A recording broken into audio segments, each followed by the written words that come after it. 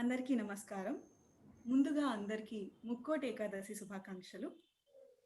నిన్నటితో దాశరథి శతకం 100 పద్యాలు మనం పూర్తి చేసుకున్నాం. 4 నెలల ఈ దీక్ష నిన్నటి రోజున పూర్తి కావడంతో ఈనాడు మా అనుభూతి మీతో పంచుకోవడానికి ఈ మీటింగ్ మేము నిర్వహిస్తున్నాం. ముందుగా మన కవి రామదాసు గురించి 4 మాటలు. 16వ శతాబ్దాన గోల్కొండ రాజ్యాన నేలకొండపల్లి వీరి జన్మస్థలి. కొమ్మమ్మ లింగన్న మంత్రి దంపతులకు పుట్టిన గోపన్న 1650లో భద్రాచల ప్రాంతానికి తహసీల్దార్గా వ్యవహరించారు. అక్కడి శ్రీ సీతారాముల వారి దేవస్థానం అభివృద్ధికి కృషి చేసిన అపూర్వ రామభక్తుడు మన గోపన్న. దాశరథి కరుణాపయోనిధి అను మకుటంతో శ్రీ రామచంద్రమూర్తి గుణవిశేష ప్రస్తుతిగా పద్యాలు చెప్పిన శతకకర్తగా చిరస్మరణీయుడైనాడు గోపన్న. 1680వ సంవత్సరంలో ఈ భద్రాచల రాముడిలో ఐక్యమైన మన గోపన్న ఎన్నో కీర్తనలు రాసి ఉన్నాడు. అయితే ఈ కీర్తనలను అనేక మంది ఆధునిక వాగ్గేయకారులు స్వరపరిచి ఉన్నారు. వారిలో ముఖ్యులు మన నేదునూరు కృష్ణమూర్తి గారు, నూకల చిన్న సత్యనారాయణ గారు, ఇంకా ఎందరో. అయితే మన రామదాసు గురించి ఈ శతకం యొక్క పూర్తి విశేషాలు, ఈ శతకంలోని ప్రతి పద్యాన్ని విభిన్న రాగాల్లో పాడిన శ్రీరామరత్నని అడిగి తెలుసుకుందాం. శ్రీరామరత్న. హలో, అందరికీ నమస్కారం. అయితే 4 నెలల నుంచి నిర్విరామంగా నిరాటంకంగా జరుగుతున్నటువంటి ఈ దాశరథి శతకం పద్యాలు ముందుగా స్ఫూర్తి అనేది అనుకోవడం అని అంటే, సరే ఏదో ఒకలాగా ప్రయత్నిద్దాం, రామభక్తురాలిగా ముందుగా ప్రయత్నిద్దాం, ఏదో పద్యాలని ఒక రాగంలో కూర్చి పాడితే ఎలా ఉంటుంది. అయితే నేను చాలా వెబ్సైట్లో కానీ చాలా యూట్యూబ్లో కానీ చూస్తూనే ఉన్నాను, కానీ కంటెంట్ ఏదైతే ఉందో అది ఎక్కడ దొరికినట్టుగా నాకు అనిపించలేదు. సరే, ఇవెందుకు మనం విపులంగా మన తెలుగు భాషని ఎందుకు ప్రమోట్ చేయకుండా ఉండాలి, ఈ విధంగా మనం పద్యాల్ని అందరి దగ్గరికి తీసుకెళ్ళాలి. సో స్పూన్ ఫీడింగ్ అవ్వాలని చెప్పి డీటెయిల్డ్ గా ట్రాన్స్లేషన్, తర్వాత ఆఫ్లైట్ తెలుగు ట్రాన్స్లేషన్ కూడా చాలా మంది అడగడం జరిగింది. దానివల్ల ముందు ఇంగ్లీష్ ట్రాన్స్లేషనే అనుకున్నప్పటికీ తెలుగులో కూడా అత్తయ్య మావయ్య సహకారంతో తెలుగు ట్రాన్స్లేషన్ కూడా చేయడం జరిగింది. సో ప్రతి ఒక్కళ్ళు అనుకునే విషయం ఏంటంటే, దాశరథి శతకం రామభక్తి, రాముని కొలుస్తుండే భక్తి, లేకపోతే రామగుణ విశేష ప్రస్తుతి గురించి చర్చించే భక్తి అనే అనుకుంటారు. కానీ నేను ఈ దాశరథి శతకం 100 పద్యాలు చేసిన తర్వాత, లేదంటే ట్రాన్స్లేషన్, దాని వ్యాఖ్యానము, లేకపోతే భావం, ఇవన్నీ తెలుసుకున్న తర్వాత నాకు అర్థమైంది ఏంటంటే, it is a collectiveness of ethics, morals, prosody, obviously prosody, lifestyle. So it's a collectiveness of everything. So that is why Dasarathi Shatakam అనేది అంత గొప్పది, చిరస్మరణీయం అని అనుకుంటూ ఉంటాం కదా. సో అది ఉట్టి రాముని కొలిచే ఏదైనా ఒక రాముని గుణం చెప్పడమే కాకుండా, it deals with so many aspects. అయితే philosophy. So did you understand any of the ideology of Ramadasa? నీకు ఆయన ఐడియాలజీ కానీ, లేకపోతే ఆయన వ్యక్తిత్వం ఎలా ఉండేది, అసలు అతని did you understand any of it? అతను ఎలాంటి పర్సన్ అనేది నీకు ఈ దాశరథి శతకం ద్వారా ఏమైనా తెలిసిందా? సో ఫస్ట్ ఆఫ్ ఆల్, ఒక పర్సన్ ని జడ్జ్ చేయడం అనేది కంప్లీట్లీ జడ్జ్ చేయడం అని కాదు. So as a devotee of Rama, the qualities he exhibits through his శతకం, that is what we understood. అది దాని నుంచి మనం పట్టుకున్న కంటెంట్ అంటే. సో ఆఫెన్ ఆయన చెప్పేటువంటి చాలా పద్యాల్లో కూడా రాముని వర్ణిస్తూ చాలా పద్యాలు చెప్పారు. సో మేబీ ప్రాసిటీలో ఇప్పుడు చాలా శృంగార రస భావుకత, లేకపోతే ఇలాంటివన్నీ మనం మాట్లాడుతూ ఉంటాం. చాలా శ్రీనాథుడి గురించో, లేకపోతే ఒక తిరుప్పావై గురించో లేకపోతే ఇవన్నీ మనం ఆఫెన్ శృంగారం ఇలాంటివి అనే దాంట్లో మధుర భక్తిలో కోట్ చేస్తాం. కానీ ఈ దాశరథి శతకంలో సర్కాజం ఉంది, ఫిలాసఫీ ఉంది, ఎథిక్స్ ఉన్నాయి, మారల్స్ ఉన్నాయి. So it's a collectiveness. ఇంకా భగవద్గీత సినాప్సిస్ కూడా ఉన్నాయి. భగవద్గీత ఇన్స్పిరేషన్ కూడా ఉంది ఇందులో, లైక్ చాలా పద్యాల్లో. సో ఆయన పర్సెప్షన్ ఏమై ఉంటుంది అనేది, ఇఫ్ యూ ఒక పద్యం ఏదైనా సరే సీరియస్ గా దాన్ని రాముని మీద భక్తే అని చూస్తే, రాముడి మీద భక్తే అర్థం అవుతుంది మనకి. ఓకే, రాముడు ఇలా చేశాడు, రాముడి క్వాలిటీస్, దాన్ని అంటే ఈ 100 పద్యాలు సరిపోవటం లేదు రాముడిని కొలవడానికి. So it's a kind of complex thing అన్నమాట. అంటే ఆయనలో ఇన్ని క్వాలిటీస్ ఉన్నాయా, he continuously explains ఆ పద్యాలు అనేవి. సో మేబీ రామదాస పర్సెప్షన్ కంటే కూడా కొన్ని చోట్ల వాళ్ళ లైఫ్ స్టైల్, జీవన విధానాన్ని కూడా ఎగ్జిబిట్ చేసేటువంటి పద్యాలు ఉన్నాయి. Okay, can you quote some ఏమన్నా నీకు గుర్తున్నవి, అలా వాళ్ళ జీవన విధానం ఏమన్నా తెలియజేసే పద్యాలు నువ్వేమన్నా కోట్ చేయగలవా? జీవన విధానం అంటే ఇందాక మనం అనుకున్నట్టుగా వాళ్ళ యొక్క పర్సెప్షన్, మేము మేబీ 2 months 1.5 months బ్యాక్ మేము అనుకున్న దాంట్లో దశావతారం సిరీస్ లో, దాశరథి శతకంలో దశావతారం సిరీస్ లో వచ్చిన పద్యం, ధారుని చాప చుట్టిన విధంబున గైకుని అని చెప్పి. సో ద టర్మ్ ఎక్స్ప్లెయిన్స్ ధారుని చాప చుట్టిన విధంబున గైకొని అని అంటే, ఇప్పుడు మనం అంతా చాలా అడ్వాన్స్ అయిపోయాం. సో మేబీ 14th century నుంచి అడ్వాన్స్ అయ్యి 20th centuryలోకి వచ్చాం. వచ్చిన తర్వాత మేబీ చాలా ఎక్స్పెరిమెంట్స్, శాటిలైట్స్, సైన్స్ గా పెరిగాం, టెక్నాలజీగా పెరిగాం. సో అప్పట్లో అదేమీ లేదు కాబట్టి వాళ్ళు అనుకున్న ఉద్దేశం ఏంటంటే, ధారుని చాప చుట్టిన విధంబున గైకొని అని అంటే, భూమి ఫ్లాట్ గా ఉంది అనే సంగతి వాళ్ళు నమ్మారు అనేది, దాన్ని if we dig deep into it, that is అది మనకి తెలుస్తూ ఉంటుంది.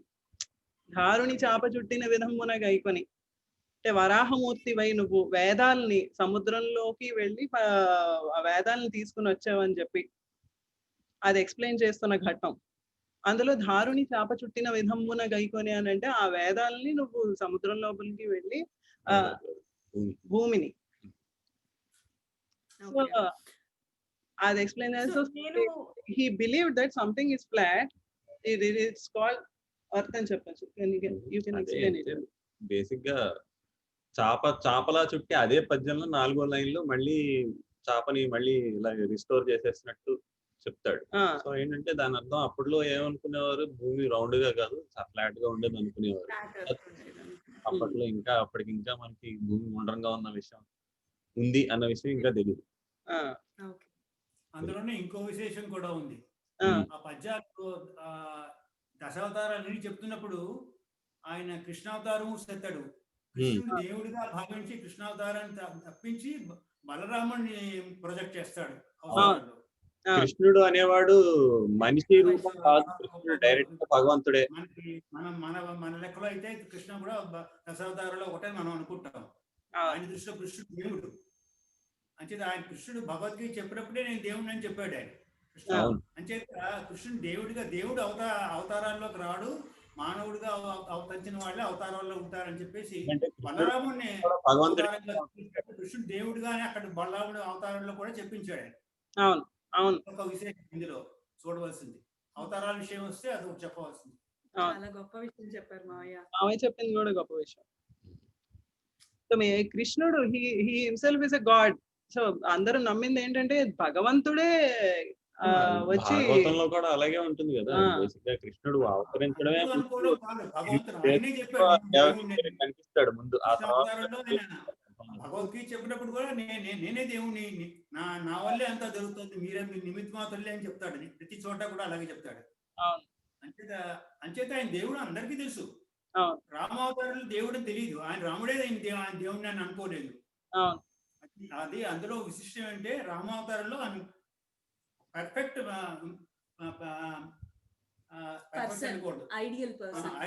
తెలుగులో చెప్పాలి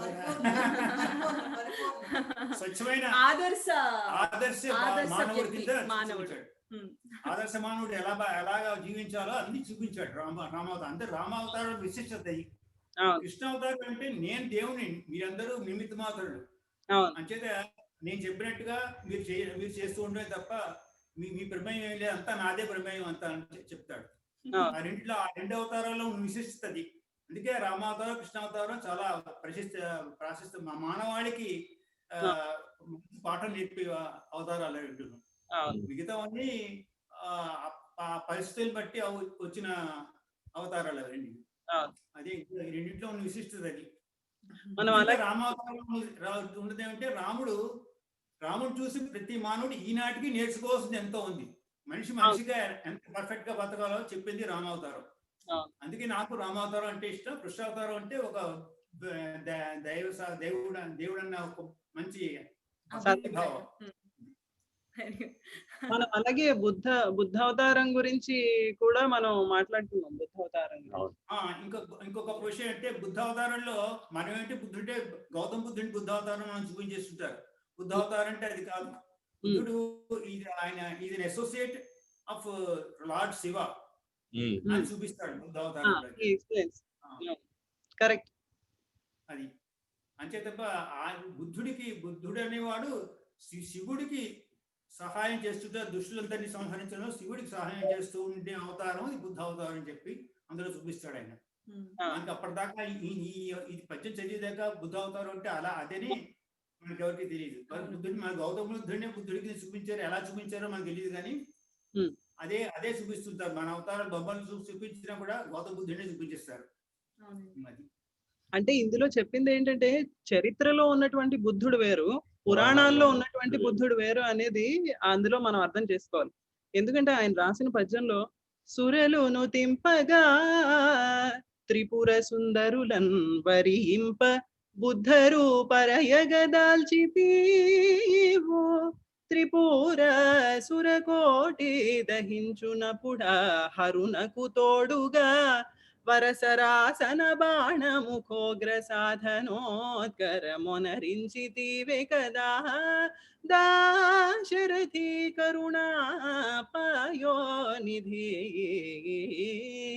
అని ఇది కన్నడ గౌళ రాగంలో నేను కంపోజ్ చేయడం జరిగింది. అంటే సురలు నుతింపగా త్రిపుర సుందరులను వరింప బుద్ధరు పరయగ దాల్చితీవి అన్నాడు. మనం ఎక్కడ స్టిక్ అయ్యాం, సర్ప్రైజ్ అయ్యాం అంటే త్రిపుర సుందరులను వరింప బుద్ధరు పరయగ దాల్చితీవి ఎక్కడ వినలేదు, కనలేదు. బుద్ధుడు మేబీ ఆయన హిస్టరీ ఇలా ఉండుంటుందా అని. సో మావయ్యతో డిస్కస్ చేసినప్పుడు అదే అనుకున్నాం. ఇది మేబీ చరిత్రలో ఉన్నటువంటి బుద్ధుడు వేరు, పురాణాల్లో ఉన్నటువంటి బుద్ధుడు వేరు. సో ఈ సందర్భంగా నేను వ్యూవర్స్ కి తెలియజేయవలసింది ఆ విషయం అది. సో దాశరథి శతకంలో ఉన్నటువంటి దశావతారం సిరీస్ లో ఉన్నటువంటి చిన్న చిన్న ఈ డౌట్స్ వచ్చినవి ఖచ్చితంగా చెప్పాలి అని అనుకున్నాం. అదే డిస్కస్ చేస్తున్నాం మావయ్యతో కూడా. మావయ్య ఇందులో నాకు నచ్చిన పద్యం ఒకటి ఉంది. అది పద్యం నేను రాసుకోలేదు కానీ ఒక చెప్పండి, నేను పాడడానికి ప్రయత్నిస్తాను. ఒక కుమారుడు ఎలా ఉండాలి అనేది చాలా అద్భుతంగా చెప్పాడు ఆయన. అందులో నేను భావాన్ని చెప్తాను.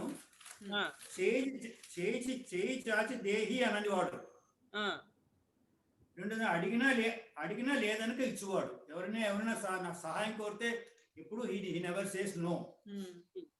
రెండోది నోరు తెరిచి అసత్యం ఆడినవాడు, ఎప్పుడు నిజమే మాట్లాడతాడు కానీ అబద్ధం ఎప్పుడు ఆడాడు. రణమున మేను దాసక పోరు సలుపువాడు, అంటే ఏదో మాట్లాడడం అంటే యుద్ధం ఎక్కర్లేదు. ఒక పని ఏదైనా చెయ్యాలని తలపెట్టినప్పుడు ఇప్పుడు ఒళ్ళు దాచుకోకుండా పనిచేస్తాడు. అది అలాంటి వాడు కోరుకోవాలి. ఉత్తముడు అయిన కొడుకు ఒక్కడు చాలు తల్లిదండ్రుల నోముల పండగ. తల్లిదండ్రులు వాళ్ళని మనసుకు పొంగిపోవడానికి అలాంటి కొడుకు ఒక్కడు చాలు, 10 మంది అక్కర్లేదు అని చక్కనే ఈ పద్యం నాకు చాలా ఇష్టం. మా అబ్బాయి అలా అంత గొప్పవాడు నేను అనుకుంటూ ఉంటాను.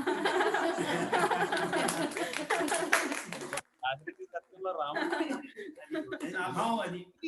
అందుకోసం కూడా నాకు ఈ పద్యం అంటే ఇష్టం. మీరు చెప్తూ ఉంటేనే నాకు అర్థమైంది మీరు మీ అబ్బాయి గురించి అంటున్నారని.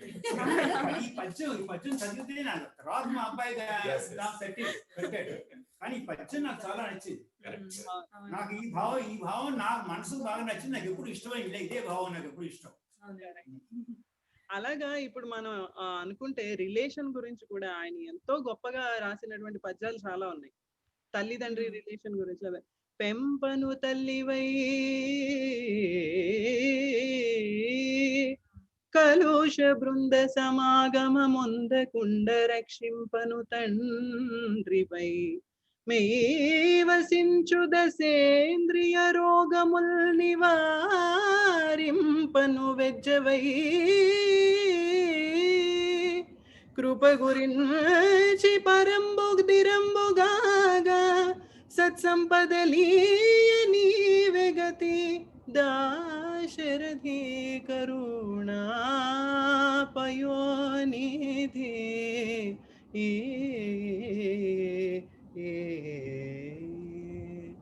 సో ఈ పద్యాన్ని నేను సింధు భైరవలోనే చేయడానికి గల కారణం ఏంటంటే నేనదే అడుగుదాం అనుకుంటున్నాను.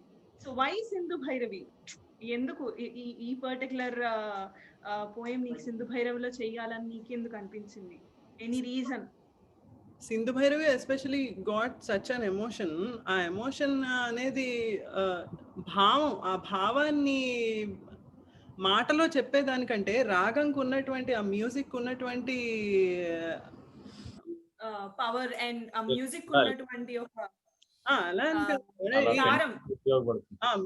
Music is a life giver. Like ఆ ఎమోషన్ లేకపోతే ఆ తల్లి తండ్రి పేరెంట్స్ రిలేషన్ లేకపోతే ఒక చిల్డ్రన్ రిలేషన్ ఏదైనా సరే దాని తాలూకా ఉన్నటువంటి ఆ బ్యూటీని ఎన్హాన్స్ చేసే విధంగా నా భావన, ఎస్పెషల్లీ సింధు భైరవి రాగం.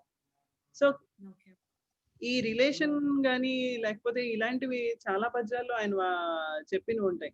లైక్ నేను ఇన్ని తప్పులు చేసి ఉన్నాను, సో నువ్వు నాకు తండ్రివై నువ్వు నన్ను కాపాడుతూ ఉండు ఎల్లప్పుడు అని చెప్పి చాలా పద్యాల్లో ఆయన చెప్పినవి ఉన్నాయి ఇలాగా. సో ఆఫెన్ 96వ పద్యం ఇది. ఇప్పుడు 96 పద్యం పాడగలవా? తెలుసా నీకు? ఇప్పుడు గుర్తుందా?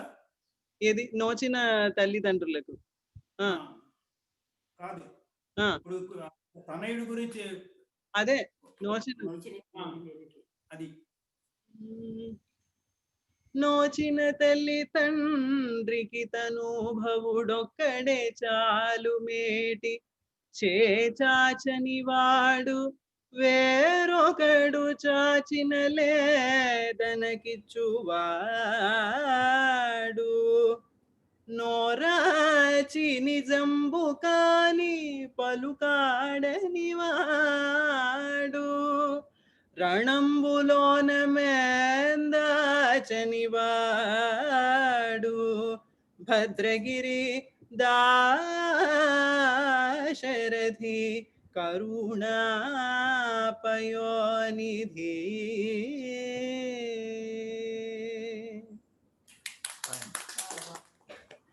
సో కురంజి రాగంలో ఇది కురంజి రాగంలో కంపోజ్ చేశాను. దీని ఎందుకు కంపోజ్ చేశానంటే, ఓకే తల్లి తండ్రి బిడ్డడి గురించి చెప్తున్నారు. It has to be delivered as love. So అది లవ్ ఉంది, అందులో అథారిటేటివ్నెస్ ఉంది. తర్వాత ఇది మా అబ్బాయి లేకపోతే ఒక తండ్రికి ఒక బిడ్డకి ఉండవలసిన క్వాలిటీస్ గురించి చెప్తున్నారు. ఇలా ఉండాలి, సో ఇలా ఉండుంటే. So it has to be an authoritative language and it also deliver some love, affection towards their children. So that's why I felt like I have taken inspiration from Annamaya నుంచి స్ఫూర్తి తీసుకున్నాడు. ముద్దుగారే యశోద ముంగిట ముత్యము వీడు, beautiness, beauty అన్నమాట. ముంగిట ముత్యము వీడు తిద్దరాని మహిమల దేవకి సూతుడు ముద్దుగా యశోద. And ఆల్సో మన డిస్కషన్స్ జరిగినప్పుడు నువ్వు చాలాసార్లు నువ్వు ఒక మంచి పాయింట్ రైజ్ చేసావు. సో వెనెవర్ రామదాసు యూస్ చేస్తున్నప్పుడు అంటే భద్రగిరి దాశరథి కరుణాపయోనిధి అని యూస్ చేయడం ఏంటంటే ఎప్పుడైతే రాముడి గుణగణాలు మంచి ఇంకా చాలా మా రాముడు అని చెప్పి గుణగణాలు ఎప్పుడైతే డిస్క్రైబ్ చేస్తున్నాడో ఆయన పద్యంలో, అప్పుడు భద్రగిరి దాశరథి ఎక్కడో దాశరథి కాదు, ఆయన మా దాశరథి, మా భద్రాచల రాముడు ఇతను అని చెప్పిన అది ఉంది. దాని గురించి ఒకసారి మాట్లాడతావా?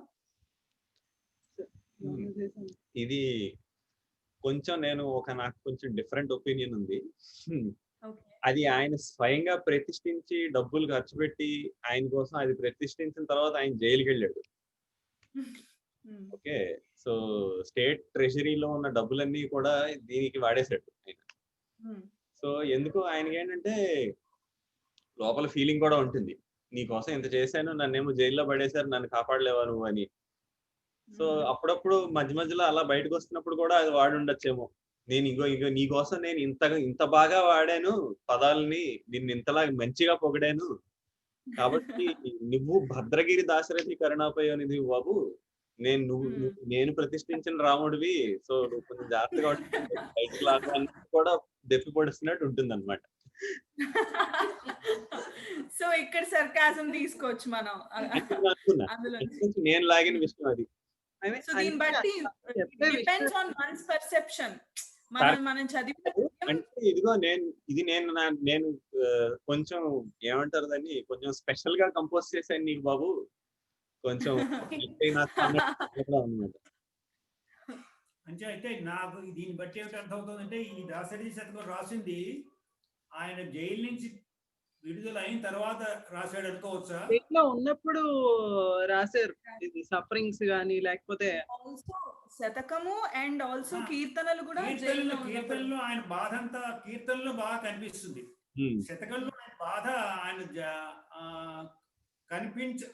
ఆయన నేను ఇంత కష్టపడ్డా ఇంత బాధపడ్డాను ఎక్కడ శతకాల్లో ఎక్కడ చెప్పడు ఆయన. అంటే అది మనకి కీర్తనలు కృతుల్లో విన్నంత అన్పార్లమెంటరీ థింగ్, లేకపోతే ఇది uncommon thing, abnormal kind of thing మనకు కనిపించకపోవచ్చు. ఇందులో కూడా ఉంది, ఇతడు దురాత్ముడంచు జనులెనగనారడి గొంటి, నేనే పోపతి తుడనంటి పో పరమ పావనమూర్తివి, నీవు గల్గని తరుల వేడనంటి, ఇహమీచిన నిమ్ము పరంబు సంగుమి, అతులిత రామనామ మధురాక్షర పాళి అని చెప్పి మనం ఈ పద్యం పాడాము. ఇందులో ఇతడు దురాత్ముడు అంచు జనులు ఎన్నగా నారడిగొంటి, నన్నేమో అందరూ దురాత్ముడు, వీడు కిరాతకుడు, వీడు తప్పు చేశాడు అని చెప్పి మొత్తం సొసైటీ అంతా నిందిస్తోంది. అవును, నేనే ఒక వేస్ట్ క్యాండిడేట్ ని నేనే ఒప్పుకుంటున్నాను కదా, ఇంక మాట్లాడకండి అని చెప్పి ఇంట్లో ఇతడు దురాత్ముడంచు జనులెనగనారడి గొంటి, నేనే పోపతి తుడనంటి పో. వెళ్ళండి అయ్యా వెళ్ళండి, అవును నేను వేస్ట్ ఫెలో అనే చెప్తున్నాను కదా ఆయన. అంటే it comes out from suffering. So suffering నుంచి వచ్చినటువంటి, ఇప్పుడు మేబీ మనం చాలా ఫ్రీడమ్ ఫైటర్స్ ఎవరైనా సరే, చాలా మంది మనం వాళ్ళ ఆటోబయోగ్రఫీస్ కానీ మేబీ వాళ్ళ ప్రెజెంట్ టైంలోనే చాలా రిలీజ్ అవే చూస్తాం మనం. ఎందుకంటే they find themselves. So that is the ultimate thing we have to discuss about it. They find themselves, they find their souls. So ఇందులో భగవద్గీత సినాప్సిస్ కూడా రామదాసు తీసుకొచ్చారు. సో ఇంద్రియాన్ని ఎలా కంట్రోల్ చేయాలి, హరిపద భక్తిని ఇంద్రియ జయాన్వితుడు ఉత్తముడు. ఉత్తముడు ఎలాంటి వాడు, మధ్యముడు ఎలాంటి వాడు, అధముడు ఎలాంటి వాడు. సో మనం ఎప్పుడైనా భగవద్గీత ఆత్మ గురించి కానీ ఫస్ట్ ఉన్న కాన్సెప్ట్స్ మనం చదివితే, సో ఇవన్నీ డిస్కస్ చేశారు రామదాస్ కూడా. హరిపద భక్తి ఇంద్రియ జయాన్వితుడు ఉత్తముడు, ఇంద్రియములన్ మరుగకు నూదినను మధ్యముడు, ఇంద్రియ పారవస్యుడై పరగినచో అధముడు అని చెప్పి. సో ఐ థింక్ ఇవన్నీ సరే, ఏవైనా సఫరింగ్స్ ఆయన సఫరింగ్స్ నుంచే బయటకు వస్తాయి ఇలాంటివన్నీ. సో మేబీ ఆయన జైల్లో ఉన్నప్పుడే he found his soul. What is life? So అందుకని ఆల్వేస్ ఈ జనాలు లేకపోతే ఈ సంసారం, ఈ భవసాగరం ఇవన్నీ నేను ఈదలేను. ఎందుకంటే ఇదంతా ఒక అబద్ధపు ప్రపంచంతో కళ్ళు కప్పేస్తుంది. ఆఫెన్ హీ రియలైజెస్ ముందంతా నేనేమో ఏవో రాజుల కొలలో ప్రతి ఒక్కళ్ళు ఉద్యోగాలు చేస్తారు, ఉద్యోగాల కోసం అప్రోచ్ అవుతారు. ఆ టైంలో ఎవరేం చేయాలనుకుంటున్నారు? సరే, నీ రామనామం కంటే కూడా ఇంకా గొప్ప విషయం ఏముంది ప్రపంచంలో? So he plays with syllables also, ra and ma.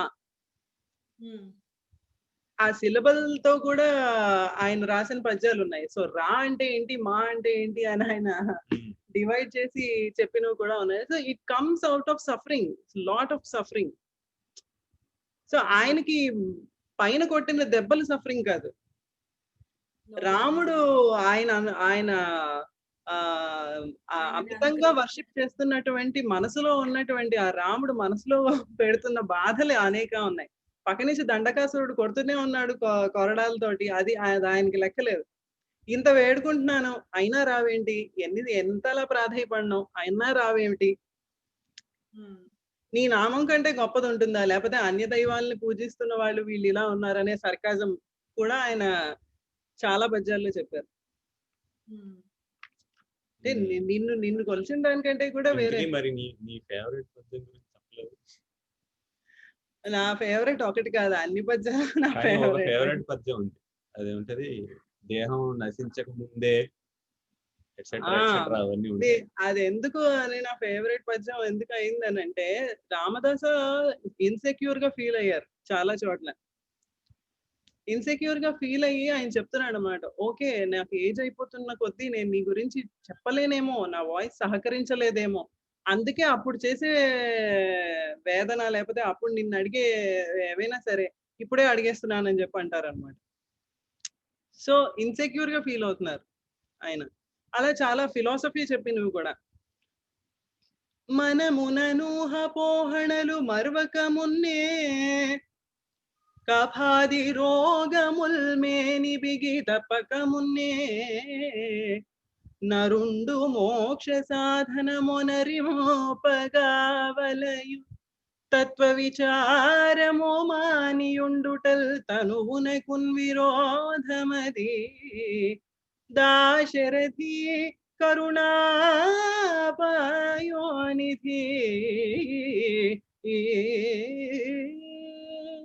ఇది ఆల్మోస్ట్ శతకం కంప్లీట్ అవుతున్న టైంలో మేబీ సమ్ 70th అలా వస్తుంది. కానీ ఫస్ట్ లో కూడా సేమ్ ఇలాంటిదే ఒక పద్యం రాశారు ఆయన. ముక్కున గాలకింకరులు ముంగిట నిల్చిన వేళ, రోగముల్ గొప్పరమైనచో గఫము కుత్తుక నిండిన వేళ, బాంధవుల్ గప్పిన వేళ, మీ స్మరణ గల్గునో గల్గదో, నాటికి పిడే తప్పక చేతుమీ భజన, దాశరథి కరుణాపయోనిధి.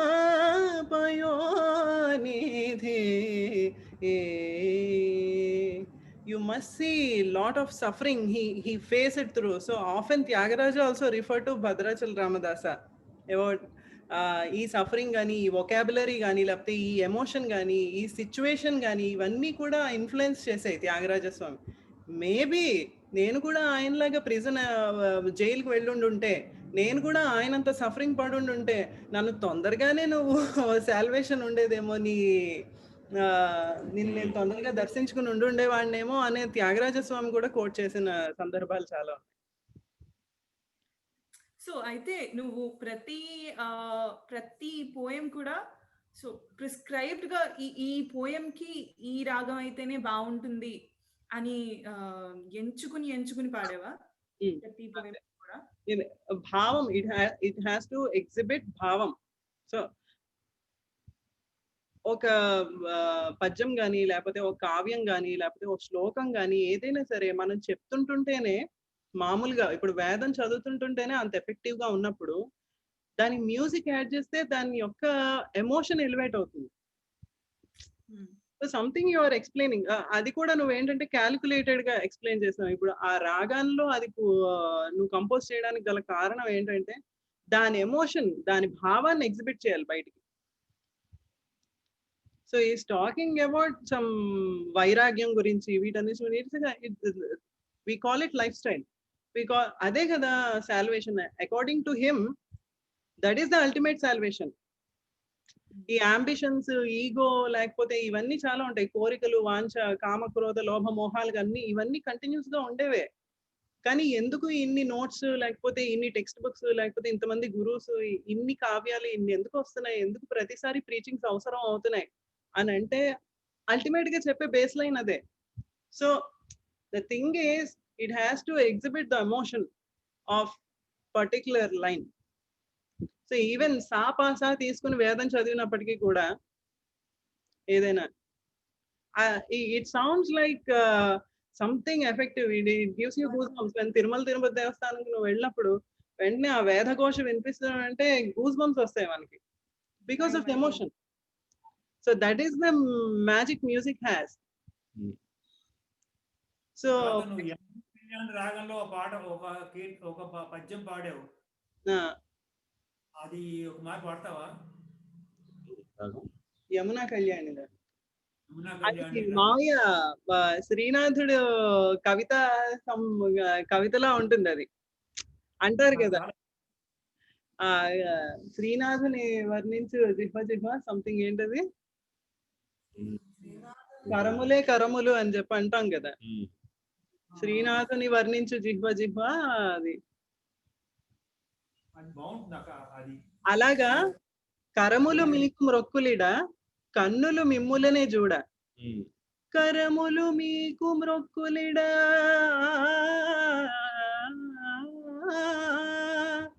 కన్నులు మిమ్ములనే చూడ.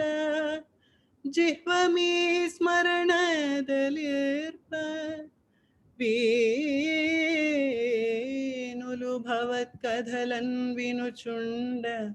నాసమీ అరుతను బెట్టు పూసరుల కాసగుణం. పరమార్థ సాధనోత్కరమిది సేయవే కృపను దాశరథి కరుణాపయోనిధి.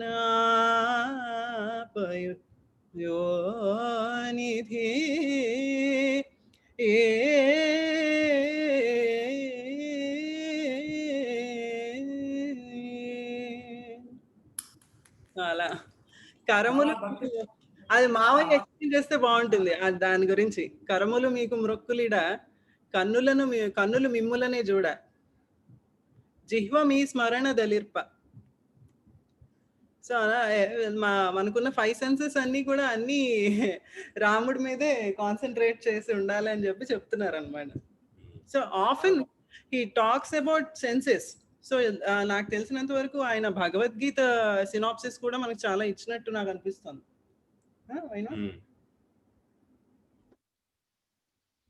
లేకపోతే అది చాలా బాగుంది. ఆ కీర్తన, ఆ పద్యం కూడా చాలా బాగుంది. ఒక తర్వాత వాడు ఒక స్టేజ్ వెళ్ళిన తర్వాత ఆయన అంతా కూడా ఫిలాసాఫికల్ గా వెళ్ళిపోతుంది. కొసకి వెళ్తున్న కొద్దీ కొసకి అంతా ఆయన ముందు పద్యాలేమో నన్ను రక్షించు, మన ప్రజల్ని ఇలా రక్షించు, ఇలా చెయ్యి అలా చెయ్యి చెప్తాడు. అదంతా ఈ దశావతారాలు వర్ణన అయిపోయిన తర్వాత అక్కడి నుంచి ఎవ్రీథింగ్ ఇస్ గోస్ ఫిలాసఫీ. మోక్ష మార్గానికి మమ్మల్ని ఎలా వస్తాక అదే భావంతో వెళ్తాయి పద్యాలని. అది చాలా బాగుంది. కేటగరైజేషన్ చాలా బాగుంది. అవును.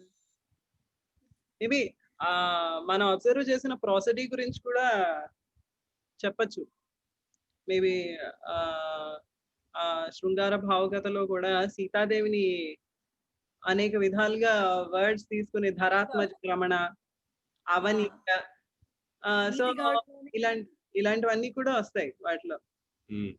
అదొకసారి పాడగలవా? రీతి గౌళ్ళలో అవనీజ కన్నులు. అవనిజ కన్నుదోయి తొగలందు వెలింగిడు సోమ జానకి కువలయ నేత్రి గబ్బి చెణుగొండల నుండు ఘనంబా మైథిలీ నవనవ యవ్వనం బనువనంబునకున్ మదదంతి నీవే కాదవలి భజింతు నెల్లప్పుడు దాశరథి కరుణా పాయోనిధి. సో అవనిజ, మైథిలి, ధరాత్మజ రమణ. సో నువ్వు దాన్ని డివైడ్ చేస్తే చాలా వర్డ్స్ వస్తాయి అలాగా. So best thing is you get prosody, you can understand lifestyle, there is a philosophy, there is a Bhagavad Gita synopsis, there is ethics, morals, and Dasavataram series gurinchi untundi. Similarities between influence of Bhadrachala Ramadasa's compositions on Tyagaraja Swami. Maybe ee context lo nenu cheppadaluchukunnadi మనం అందరం విన్న ఒక త్యాగరాజ స్వామి కృతి బిలహరి రాగంలో కనుగొంటిని శ్రీరాముని నేడు కనుగొంటిని, ఇది మనం often విన్నాం. సో అలాంటివే దాశరథి శతకంలో పద్యం కూడా ఉంది. కంటి నది తటంబు పొడగటిని భద్రనగాధివాసమున్ కంటినిలాతనూజ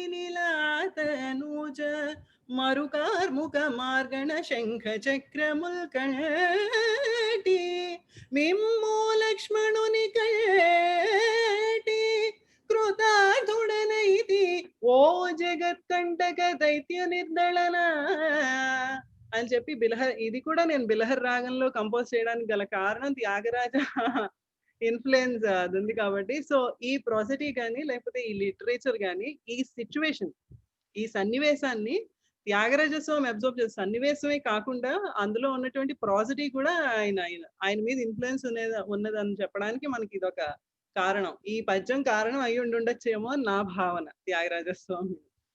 సో ఈ ఎక్స్ప్లెయిన్స్ నిన్ను లక్ష్మణుని కన్నాను, కంటి నీలా తనుజ, కంటి నదీ తటం గోదావరి రివర్ దగ్గర నిన్ను కన్నాను, ఐ మీన్ నేను చూశాను, కన్నాను.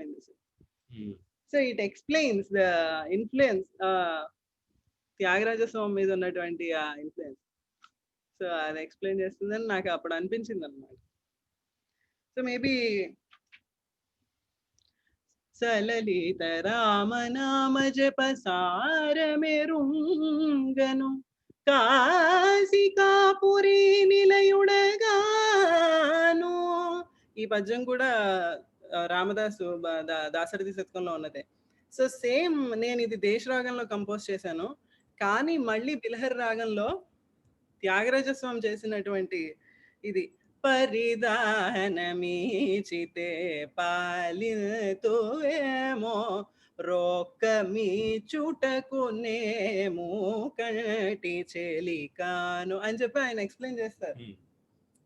చక్కని చెలిని యొసగ జనక రాజునుగాను. అలాగే ఈయన పద్యంలోంచి ఈ కాంటెక్స్ట్ కూడా ఆయన ఇన్స్పైర్ అయ్యారు అని చెప్పి దాన్ని ఎక్స్ప్లెయిన్ చేయాలంటే చక్కని చెలిని యొసగా నేను జనక మహారాజుని కాదు, నీకు సైన్యమివ మార్కటేంద్రుడగాను ఆకరకముగల్గువాది వెంకటేశ. సో ఇలా మనం పాడుకుంటాం. సో ఈ కైండ్ ఆఫ్ కంపారిజన్స్ అనేది ఈ శతకంలో ఈ పద్యం నుంచి మేబీ తీసుకుని ఒక సన్నివేశాన్ని ఆయన తీసుకుని ఉండొచ్చు అని కూడా అనిపిస్తుంది. So interesting things that we can similarities మనం అర్థం చేసుకోవచ్చు. ఓకే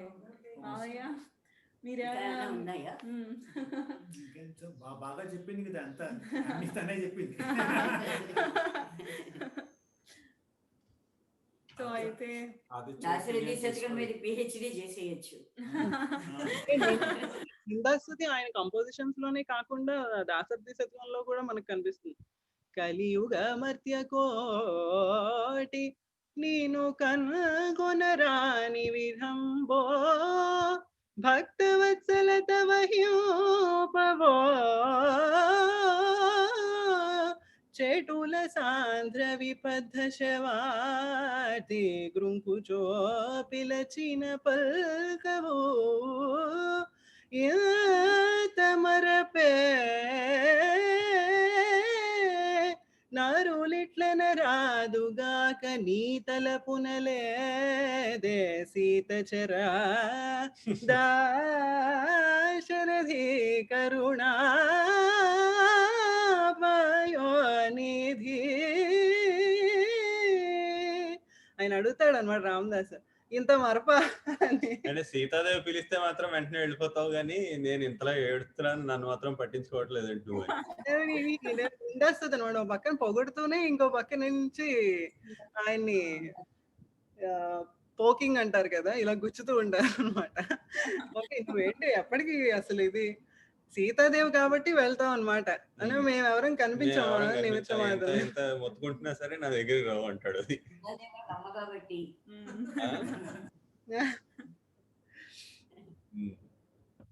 సో అలాగా ఆఫెన్ నువ్వు ఆయన లైఫ్ లో జరిగిన ఈవెంట్స్ గురించి కూడా సర్ప్రైజ్ గా భావించి రాసినటువంటివి, లేకపోతే చరణము సోకినట్టి శిలజవ్వని రూపగుటొక్క వింత, హీ ఆల్వేస్ కోట్ వింత, చరణము సోకినట్టి శిలజవ్వని రూపగుటొక్క వింత.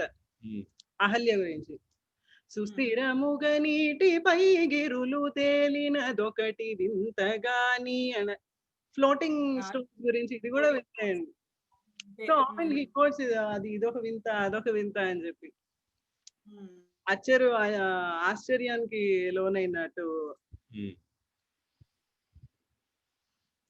సో మేబీ కంపారిజన్స్ గురించి కూడా మనం చెప్పచ్చు. అంటే వీళ్ళని ఇలా చూసావు వాళ్ళని అలా చూసావు కానీ అధముల్ని కూడా నువ్వు క్షమిస్తున్నావు, అన్ని రకాల వర్గాల వాళ్ళని కూడా నువ్వు శరణ ఇస్తున్నావు, కానీ నన్నెందుకు పట్టించుకోవటం లేదు, నన్నెందుకు చూడటం లేదు అని చెప్పి.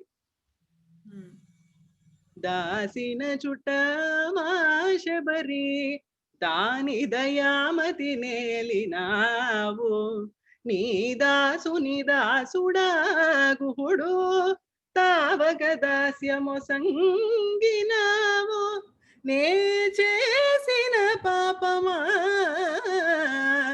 వినుతి చేసిన గానవు కావుమయ్య, నీ దాసులలోన నేనొకడా దాశరథి కరుణా పయోనిధి.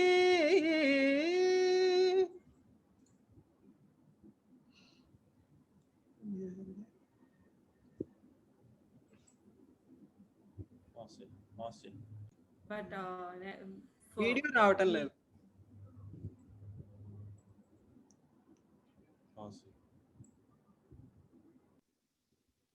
సో ఆ విధంగా మనం చూస్తే ఆయన సిలబల్స్ తో కూడా చేసింది ఒక శ్రీరాగంలో నేను ఒక పద్యం పాడి ఇంకా వైండ్ అప్ చేద్దాం అనుకుంటున్నాను. సో జనాల పాపాలను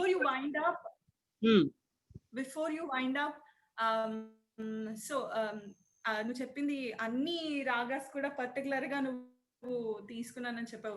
అండ్ కానీ ఆది నాట అంత్య సురటి అనేది ఫాలో అయినట్టుగా అనిపిస్తుంది. అది నువ్వు ఆన్ పర్పస్ చేసావా లేకపోతే పోయం బేస్ చేసుకుని దాని రాగాన్ని చేయాలని అదే వ్యక్తపరచాలని అలా తీసుకున్నది ఏమన్నా ఉందా? అది యాక్చువల్లీ చెప్పాలంటే పర్పస్ గానే చేశాను.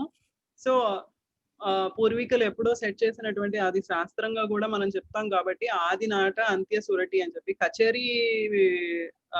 కచేరీలో కూడా ఎంచుకునే కృతుల నుంచి కూడా మేబీ ఇప్పుడు దాన్ని అందరూ బ్రేక్ చేసి ఉండుండొచ్చు, కానీ I want stick to old ఏదైనా సరే అది ఫాలో అవ్వాలని చెప్పి స్టార్టింగ్ నాట సంథింగ్ ఆస్పీషియస్, నాట ఈజ్ అది ఆస్పీషియస్ లాగా సురటిలో ఎండ్ చేయడం. సురటి మేబీ మధ్యమావతి అయి ఉంటే ఇంకొంచెం ఎఫెక్టివ్ గా ఉండుండేది. సురటిలో ఎండ్ చేయాలి కాబట్టి సురటిలో ఎండ్ చేస్తాం ఫైనల్లీ.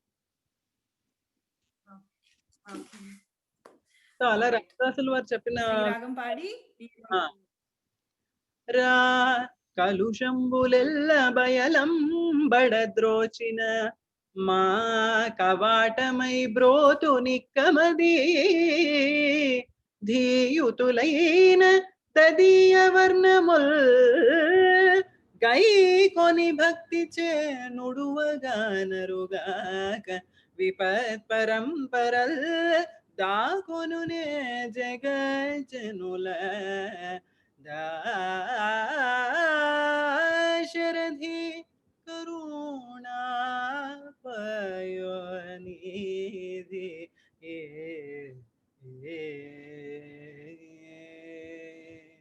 శ్రీరామార్పణమస్తు.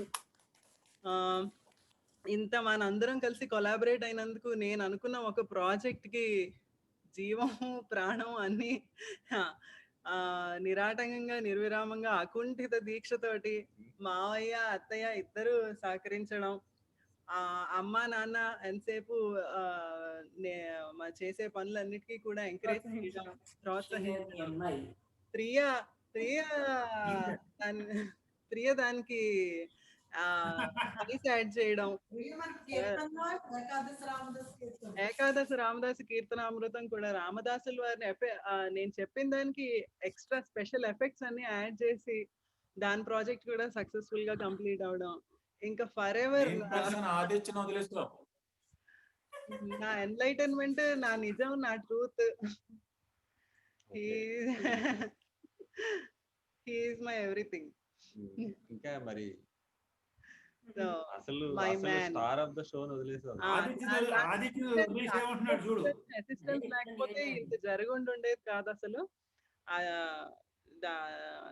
నాకు అక్షరా శ్రీరంజన్ సపోర్ట్ కూడా చాలా ఉంది. అది అది అది అలా లేకపోయి ఉండుంటే మేబీ మావయ్య మీరు ఎలా అయితే ఫీల్ అయ్యారో నోచిన నోముల తల్లిదండ్రుల గురించి మీరు ఎలా ఫీల్ అయ్యారో నేను అలాగే ఫీల్ అయ్యాను దాని గురించి. నేను మొదటే చెప్పాను కదా, అక్షర కోఆపరేట్ చేయకపోతే నీ ప్రాజెక్ట్ అయ్యి ఉండేది కాదని. అది 100% సత్యం. అది 100% ట్రూత్. అది దాని కోఆపరేషన్ లేకపోయి ఉంటుంటే అసలు అయ్యి ఉండేది కాదు, ఖచ్చితంగా అయ్యి ఉండేది కాదు. మీ కొలాబరేషన్ నేను ఇంకా థ్యాంక్స్ ఏ విధంగానూ నేను ఇంకా చెప్పలేను. ఇంకా చాలా ఫ్యామిలీ అంతా కూడా నాకు వెన్నంటే ఉండి ఈ ప్రాజెక్ట్ నడిపించినందుకు, అండ్ రోజు చూస్తున్న వ్యూవర్స్ అందరికీ కూడా ఈ సందర్భంగా థ్యాంక్స్ చెప్తున్నాను. వాళ్ళు ప్రతిరోజు చూసి ప్రతిరోజు కామెంట్స్ పెట్టి ప్రతిరోజు ఇంకా తెలుగు ట్రాన్స్లేషన్ చెప్తే మాకు ఇంకా బాగా అర్థం అవుతుందని అడిగి చెప్పించుకున్నందుకు వాళ్ళ యొక్క డెడికేషన్కి చాలా ధన్యవాదాలు. అందరికీ పేరు పేరున కృతజ్ఞతలు. సంగీత రసికులకు, సంగీత పిపాసలకు అందరికీ కూడా పేరు పేరున ధన్యవాదాలు. అక్షర హాయ్. సారిగా మా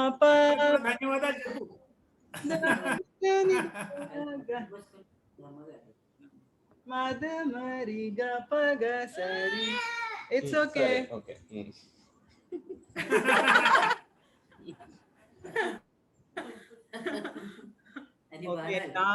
ఎల్లప్పుడూ ఆ శ్రీరాముని పాదాలని స్మరిద్దాం, అందరం ఆనందంగా జీవిద్దాం.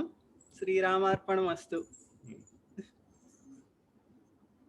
సర్వే సుజనా సుఖినో భవంతు. లోకా సమస్త సుఖినో భవంతు. Okay, thank you. Bye bye. Thank you. Thank you.